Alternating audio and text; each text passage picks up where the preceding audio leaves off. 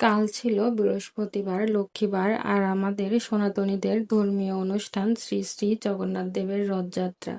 তো কাল পুরো বাসা পরিষ্কার করে মুছে স্নান সেরে এসে ভাবলাম যে আজ যেহেতু ভালো দিন আছে, তো আজ নতুন ঝোলটা দিয়ে সিঁদুর পরি আর একটু আলতাও পরি। বিয়ের পর এই প্রথমেই আলতা পরলাম। লক্ষ্মীবারের প্রতি সধবা স্ত্রীদেরই আলতা পরা উচিত, এতে নাকি মা লক্ষ্মী খুশি হন, কিন্তু আমার আর এটা করা হয়ে ওঠে না। অনেক সময় দেখা যায় যে ইচ্ছে থাকলেও সময় মতো আর খেয়াল থাকে না। তো বিয়ের আগে আলতা পরতে কত লজ্জা লাগতো, ভাবতাম এ মা আলতা পরলে কেমন লাগবে দেখতে, কে কি বলবে, নাকি এই আলতা পরা নিয়ে মানুষে হাসাহাসি করবে।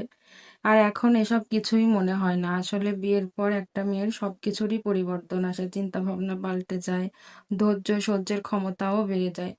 তো এবার শাশুড়ি মা আসার সময় আমার জন্য একটা রূপার সোল বানায় নিয়ে আসছে।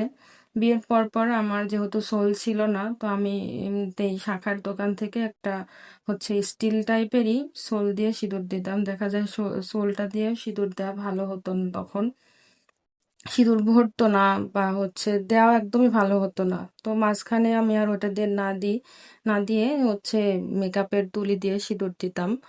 তো ওটা দিয়ে মোটামুটি চলার মতো হতো। তো পরে এবার শাশুড়ি মা নিয়ে আসার পর এটা দিয়ে কালকেই প্রথম দিলাম, তো ভালোই হচ্ছিল।